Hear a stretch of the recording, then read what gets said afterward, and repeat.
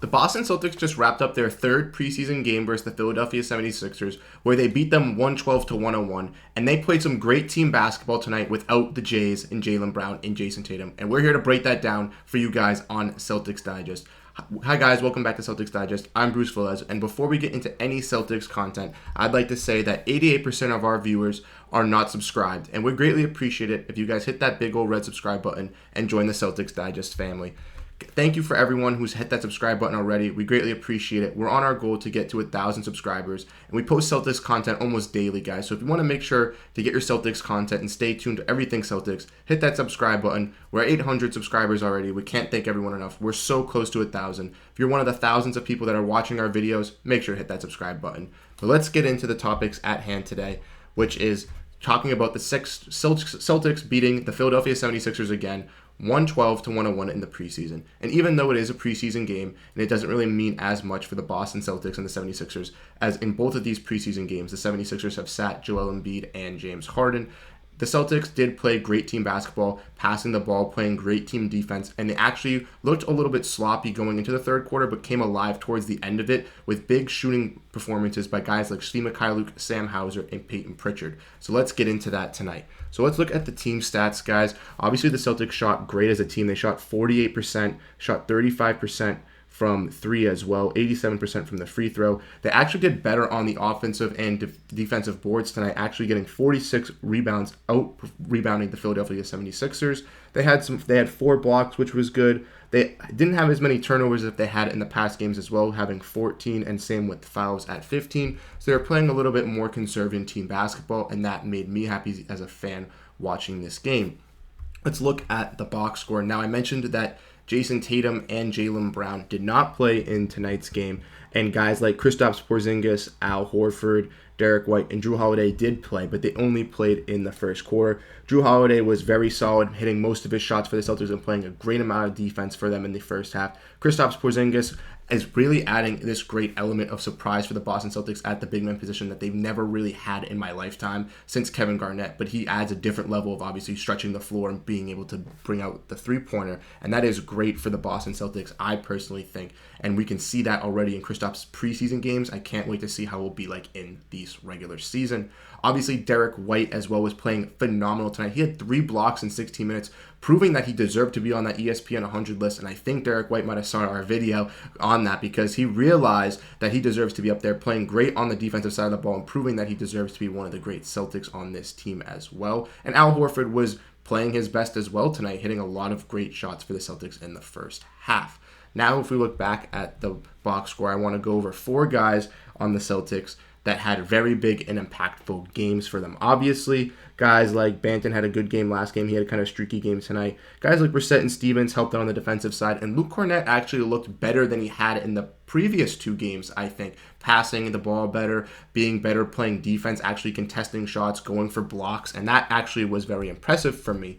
But I think that other guys did outperform them tonight, and looking at the 4 main guys that I want to talk about. Starting off with talking about Payton Pritchard. Obviously, Payton Pritchard has been the man since he's gotten that bag. He's performed great in these first 3 preseason games, and tonight was no different, notching 17 points, shooting 3 for 9 from three-point range. Obviously not the greatest, but he did have a good game for the Boston Celtics and was one of the leaders in the comeback in that third quarter. Payton Pritchard is always going to be this nice spark plug off the bench, I think, for the Boston Celtics. And I think that the Celtics have seen that and him growing. And obviously, we've seen him in the preseason explode on this stuff. You know, catching, shooting, playing, doing great with his playmaking style, running pick and rolls. And I think he's actually going to be a solid backup point guard for the Boston Celtics. And teams are going to be jealous of this contract. I genuinely think that the Celtics got Payton Pritchard on a steal of a contract. Next, let's look at a guy in Sam Hauser. Now, Sam Hauser had been struggling the past 2 games from shooting, and I've said on both of these post-game for the other Sixers game and for the Knicks game that Sam Hauser, even though he was shooting those shots and missing, I like that he was still going for the opportunities, but Sam Hauser tonight actually cashed in and performed great for the Celtics, notching 15 points and shooting 4 for 9 from three-point range.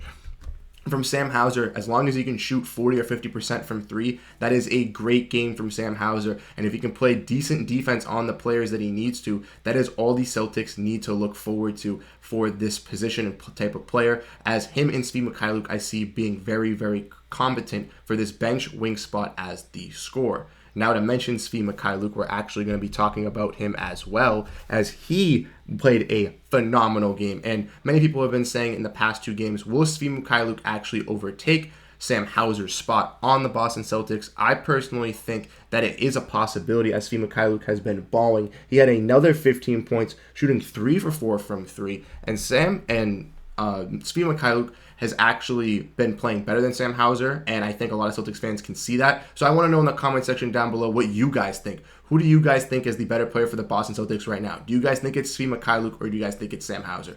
I think that they're honestly around the same. I think both of them could have a good night for the Boston Celtics, but at this moment, Svi Mykhailiuk has proved himself a little bit better than Sam Hauser in the shooting department. So I think to say that Svi Mykhailiuk's definitely going to deserve a roster spot on this Boston Celtics team once we get to October 25th on the first day. But a guy that I want to talk about that is a sleeper pick that the Celtics have on a 2-way deal is Neemias Queta.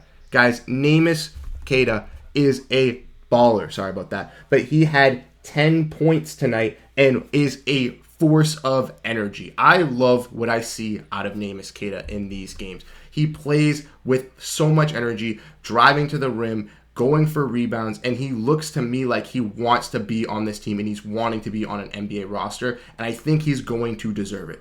Me personally, I think Neemias Queta is going to get the job over Luke Kornet as the backup center, and a guy like Wenyen Gabriel, who is on a training camp deal, we may see actually go down to the G League, and Neemias Queta may get this actual NBA contract, because Neemias Queta has been proving to be an energy off this bench with shot blocking, with attacking the rim on the offensive glass and defensive glass, and creating his own shot with the pick and roll and stuff. I'm loving what I see on Neemias Queta. I don't know why he got waived by the Kings. I am super happy that the Celtics have this guy, and I think that Neemias Queta is going to be making waves for the Boston Celtics, and I think that his name is going to be heard throughout Boston in chants throughout the season. So let me know what you guys think of the Celtics preseason game. I know it's preseason, you can't really take it as much. Obviously, Embiid and Harden did not play, and the Jays did not play either. But you got to see the bench improvements and see how these bench players play, and you got to love to see these improvements and seeing how Svi Mykhailiuk and Sam Hauser and guys like that are going to actually fit on this Celtics roster. Thank you guys for tuning into this episode of Celtics Digest. Just to let you know, thank you everyone who has hit that subscribe button for getting us to 800 subscribers. Again, if you made it to this part of the video and you haven't hit the subscribe button, make sure to hit it. You already enjoyed the content already, so you guys know to make sure to stay tuned and hit that subscribe button. I'm Bruce Veliz. I'll catch you guys in the next video.